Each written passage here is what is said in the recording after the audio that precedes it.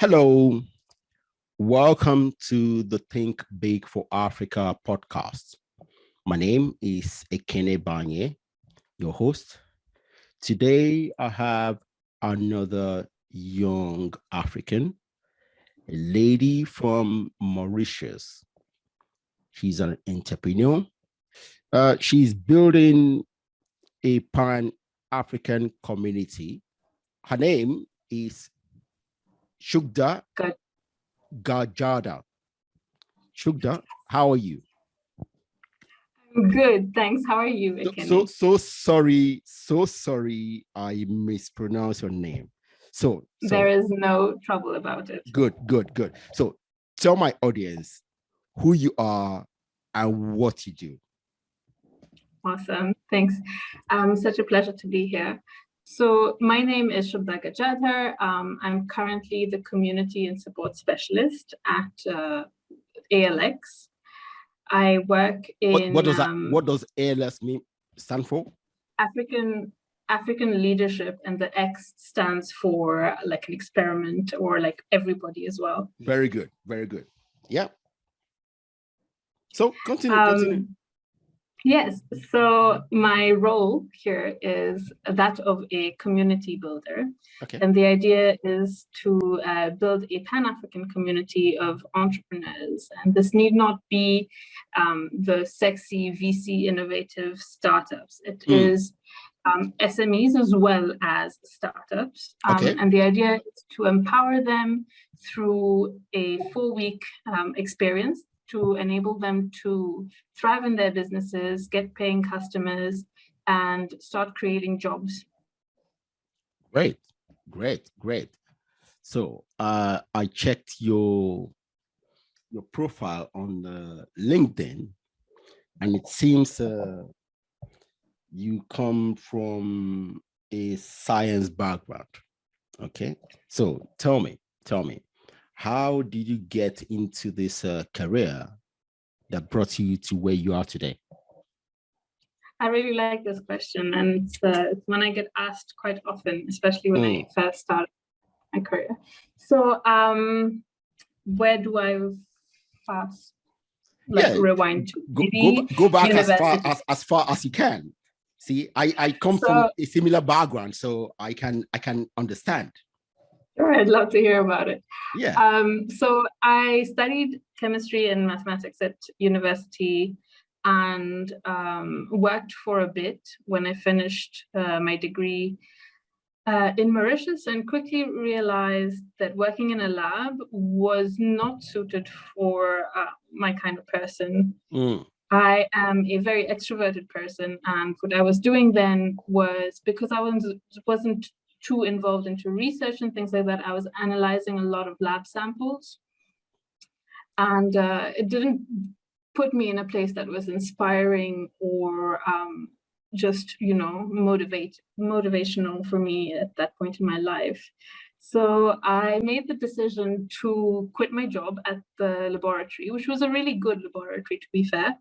And I decided to pursue things that would only be of my interest. Okay. That led me down a road of doing a lot of massive open online courses. Okay. I believe they're known as MOOCs now. So I did a bunch of them, and I realized that I was really into sustainability, and I was really into sustainable development. Slowly, that kind of like also pushed me to reach out to key players in the Mauritian context, who were doing work that I found interesting. And I found myself in the NGO space trying to work with cities and how to make cities a more vibrant place, especially probably sometimes here in Mauritius. The city can be a bit dead after work hours. So we were looking to rejuvenate the city, and that was really exciting work. But that was an internship. So that time I had finished university, and I must have been around 24. Doing an internship after having quit full-time. And it wasn't easy, but then I found another internship when that one ended at a startup incubator in Mauritius. And what was supposed to be a 3-month internship then turned into 2.5 years of being employed there, where I incidentally started my journey as a community builder. I was recruited there as a community associate. Okay. And at the time I was, at the start, I was charged with managing the co-working space and creating a sticky community that people kept coming back to. Okay. And that progressed into developing the community for entrepreneurs, for the entrepreneurship programs they were running there. I had a hand a little bit in organizing the entrepreneurship programs they ran there. And that was the start of my journey. And that's how I transitioned from being a chemist in a lab, closed up, wow, to meeting like tens of people every day and connecting them to similar interests. See, you've had a very, well, I would say interesting journey. You know, I studied biochemistry. Unlike you, I never stepped into a lab, okay, after school, because for me, I knew that wasn't what I wanted. Okay, so I quickly went back to school to do an MBA, and I ended up in the bank, you know, where I worked for over 12 years, before my new journey started, you know. So it's a common practice. A lot of people finish school and they find out that what they studied or what they were doing wasn't of interest, you know. One thing is that you did a good turnaround by telling yourself, this is not for me. And you took action. Many people don't take action. They just suffer in silence. And they stay there for a long time. You know, you didn't do that. Now you did something interesting. Getting into an internship program. That's another very good thing you did.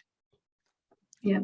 You see, many people after working in a permanent role, they wouldn't like to step back to take an internship program.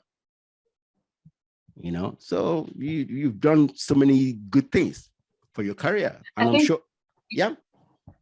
Definitely. I think at that point, I have to say that I exercised a whole deal of humility. I knew I had the capacity to thrive in a career. Yeah.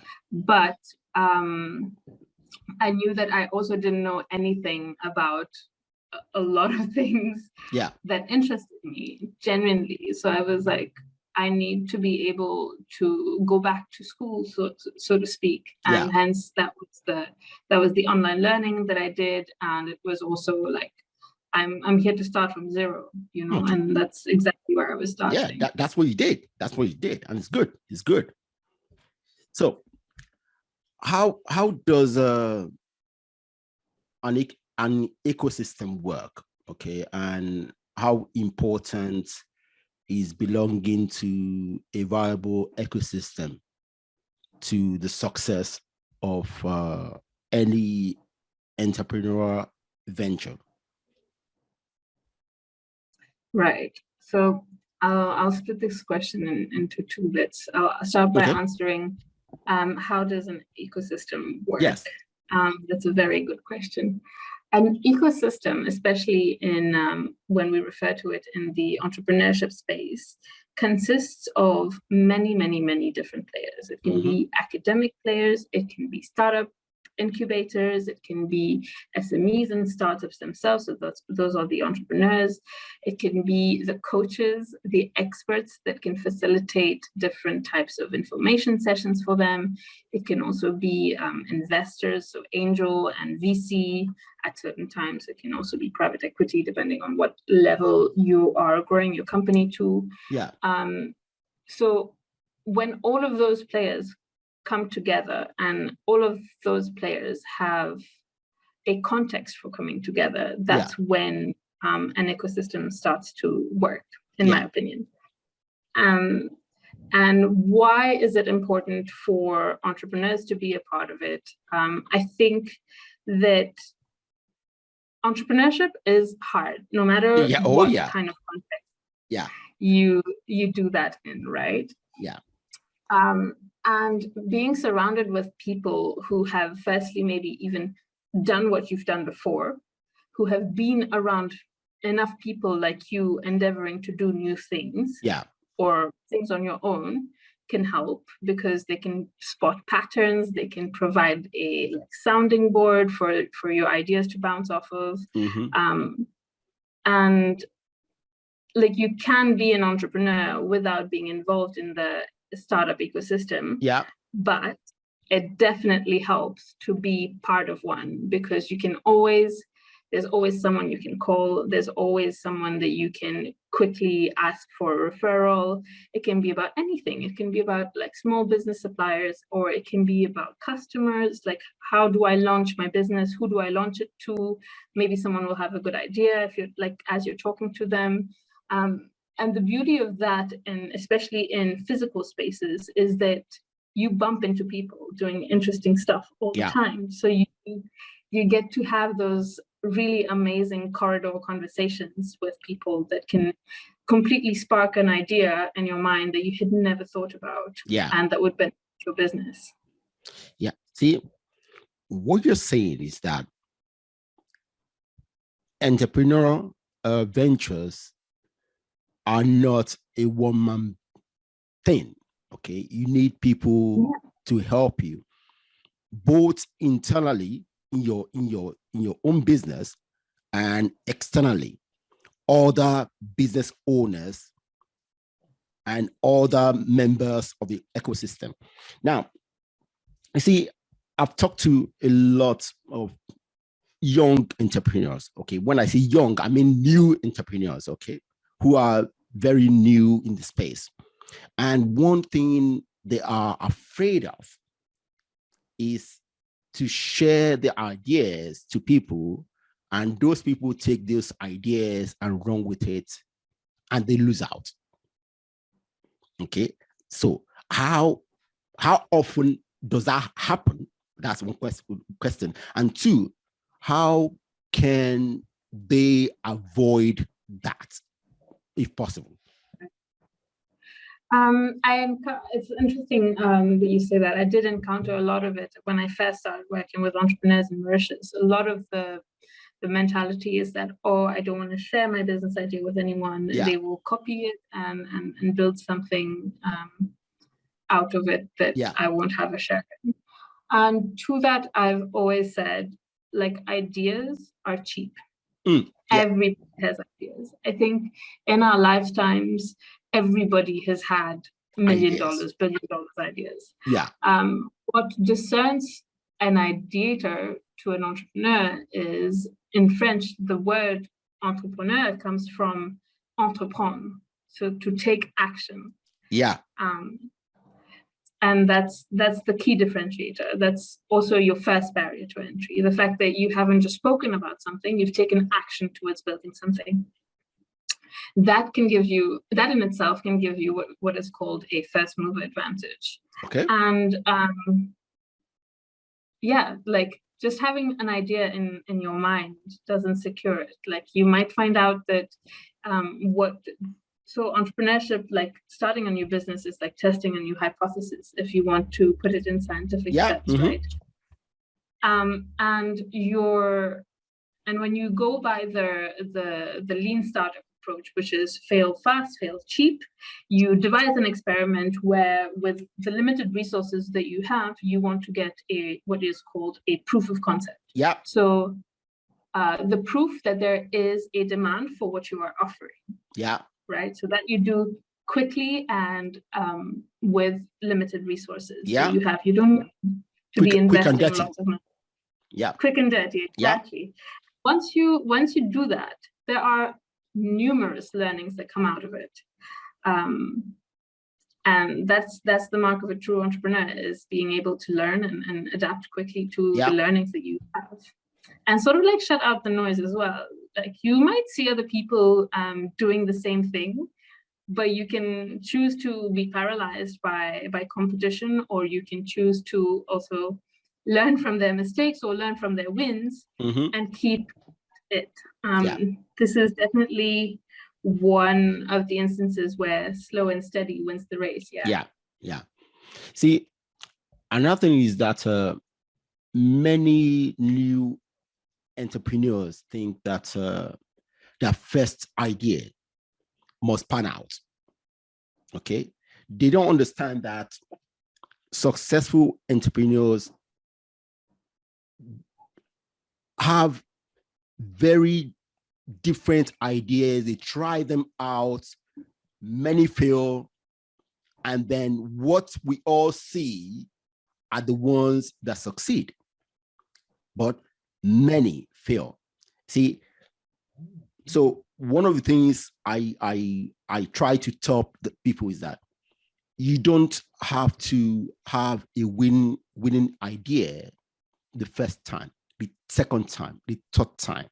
See, the what differentiates a successful entrepreneur is the one who doesn't give up, who tries something, he fails, he tries another, either on the same idea, or he or she switches the idea to something else until one works.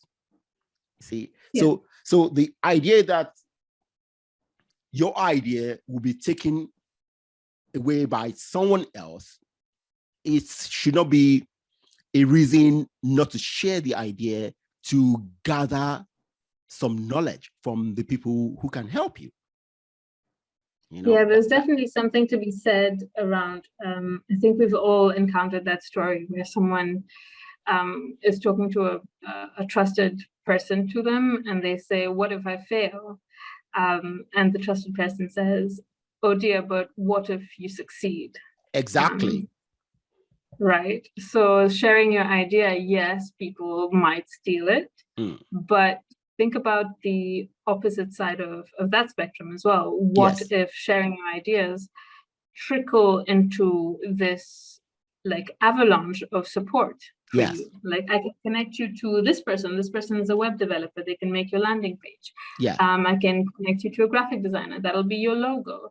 I can connect you to this really great project coordinator. They will run your project for you, and test it. So there's something to be said here around the mentality that you want to have. Do you want to have a scarcity mentality, or do you want to have a mentality of abundance?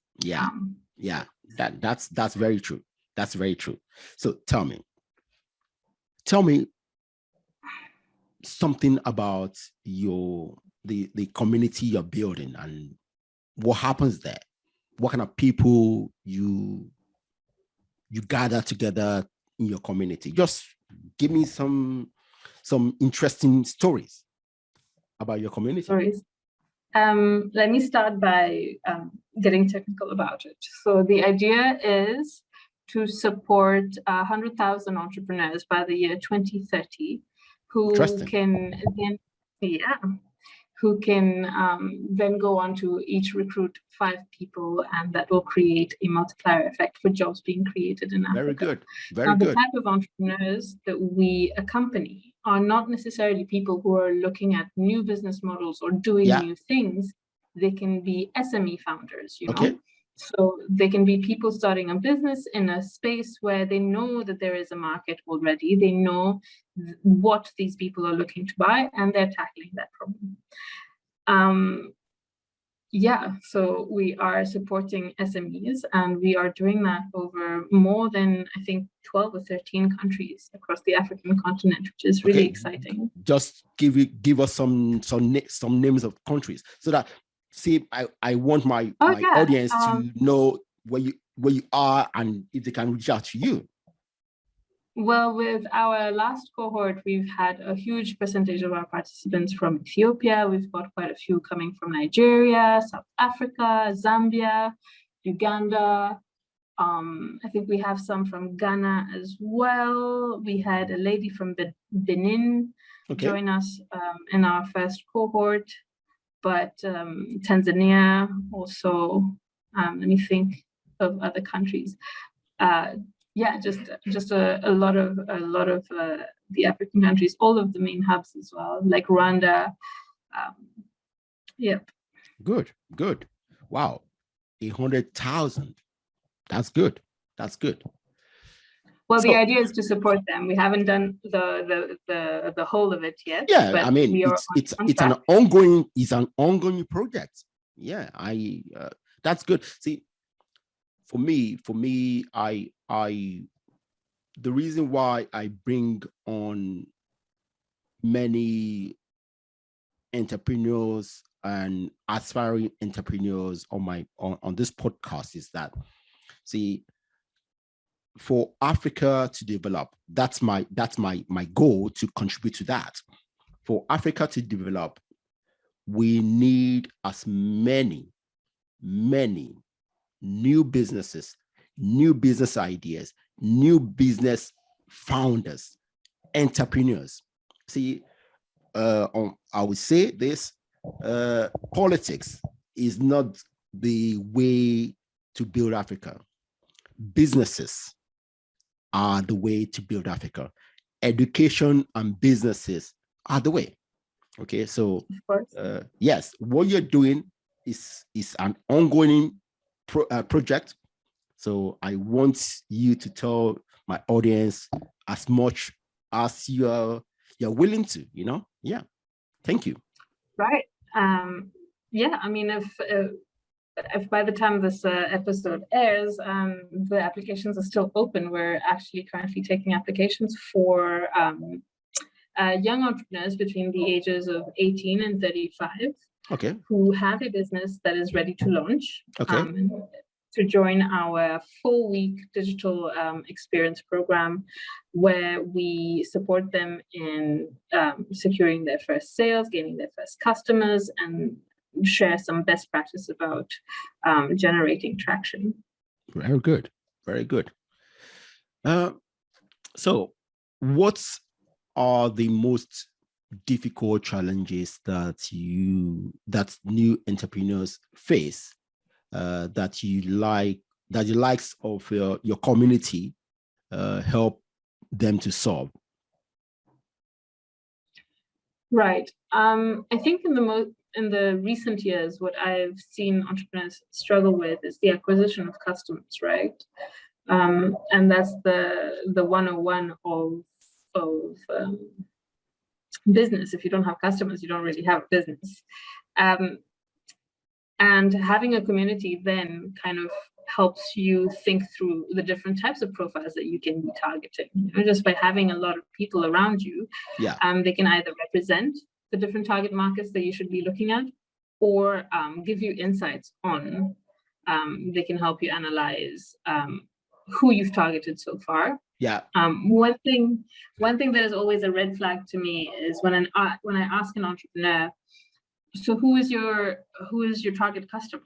Yes. And they say, well, my product is for everybody. Well, I think that when I hear that, I'm like, well, I think we need to unpack that a little bit more. Yes. Because when you say my product is for anybody, does it mean, for example, if you have a digital solution for something, right? Does that mean that someone who's 80 years old, who lives in a village somewhere, would be able to use your thing? No, not necessarily. So just by the fact that your product is digital, that says that your target customer has to be like able to operate a computer and a phone. Yes. Right? Who are the people that can operate a computer and a phone and have the option of buying stuff that already like reduces your population sizes? Yes. And then if you can make more and more specific statements about people who are buying your product, you can find ways. And in today's world, obviously, with social media, and you can really target who you want to see your ads, or who you want to see your product. By just, it could just be the difference between posting something on Facebook versus posting something on LinkedIn. What are people on LinkedIn looking for, and what are people on Facebook looking for? And now think about the fact that, like, what are people on TikTok looking for as well? So these are very different things, and it's never a good sign when someone says my product is for everyone. Yeah, it's those are the common mistakes that a lot of new business owners make, including me. I used to say, oh yeah, coaching, everybody needs coaching, blah blah blah. Yes, maybe everybody needs coaching, but everybody do not want coaching, so so you need to slim down your audience so that you can attract the right kind of people who actually need and want your product. So it's coaching is a very good example, because you can say really true, and you can truly say that a majority of people would really benefit from having a coach. Yes. But that's not the question that you should be asking yourself. You should be asking yourself, who would be willing to pay for coaches? Yeah, that's a question. And very quickly, you might realize it's not individuals, it might be organizations, it might be companies that get their employees coached. Rather than, or incubators looking for their entrepreneurs to be coached. Because, Good. See, you're a young African, and Africa has abundant young Africans who want to be in the entrepreneurial space, and you have experience in that space. So what is your advice to fellow young Africans to help them to contribute their quota to the development of their communities? To the development of communities. Yes, I mean, hey, I said, if